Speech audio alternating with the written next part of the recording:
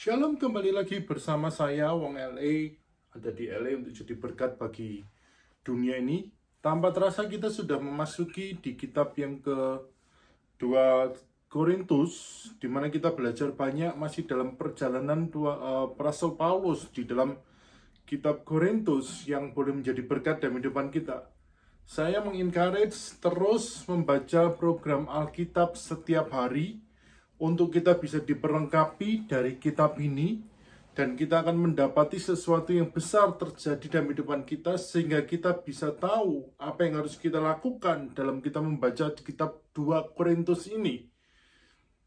Doa saya melalui kitab ini, kita boleh dikuatkan, kita boleh melihat mujizat besar, dan kita boleh mengetahui rencana Tuhan dalam contoh pelayanan yang luar biasa yang dikerjakan oleh Paulus dan boleh mengimpartasikan kehidupan kita. Selamat membaca kitab 2 Korintus.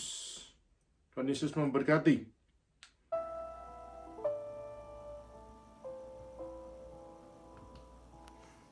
2 Korintus pasal 2. Aku telah mengambil keputusan di dalam hatiku bahwa aku tidak akan datang lagi kepadamu dalam duka cita. Sebab jika aku mendukakan hatimu, siapa lagi yang dapat membuat aku menjadi gembira selain dia yang berduka cita karena aku? Dan justru itulah maksud suratku ini, yaitu supaya jika aku datang, jangan aku berduka cita oleh mereka yang harus membuat aku menjadi gembira. Sebab aku yakin tentang kamu semua, bahwa sukacitaku adalah juga sukacitamu. Aku menulis kepada kamu dengan hati yang sangat cemas dan sesak, dan dengan mencucurkan banyak air mata, bukan supaya kamu bersedih hati, tetapi supaya kamu tahu betapa besarnya kasihku kepada kamu semua. Harus diampuni orang yang bersalah.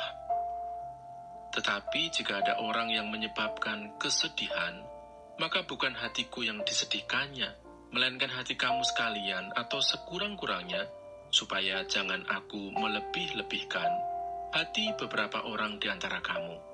Bagi orang yang demikian, sudahlah cukup teguran dari sebagian besar dari kamu, sehingga kamu sebaliknya harus mengampuni dan menghibur dia, supaya ia jangan binasa oleh kesedihan yang terlampau berat. Sebab itu aku menasihatkan kamu, supaya kamu sungguh-sungguh mengasihi dia. Sebab justru itulah maksudnya aku menulis surat kepada kamu, yaitu untuk menguji kamu, apakah kamu taat dalam segala sesuatu.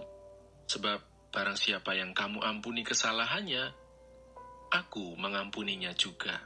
Sebab jika aku mengampuni, seandainya ada yang harus kuampuni, maka hal itu kubuat oleh karena kamu di hadapan Kristus, supaya iblis jangan beroleh keuntungan atas kita, sebab kita tahu apa maksudnya. Kecemasan dan kelegaan Paulus di Troas dan di Makedonia. Ketika aku tiba di Troas untuk memberitakan Injil Kristus, aku dapati bahwa Tuhan telah membuka jalan untuk pekerjaan di sana. Tetapi hatiku tidak merasa tenang, karena aku tidak menjumpai saudaraku Titus. Sebab itu aku minta diri dan berangkat ke Makedonia.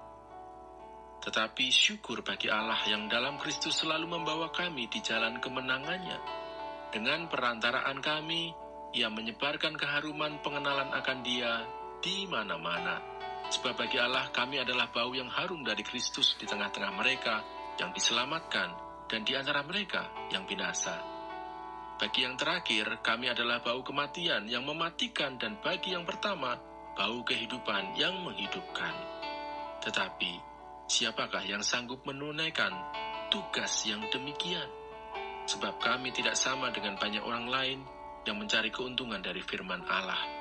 Sebaliknya, dalam Kristus, kami berbicara sebagaimana mestinya dengan maksud-maksud murni atas perintah Allah dan di hadapannya.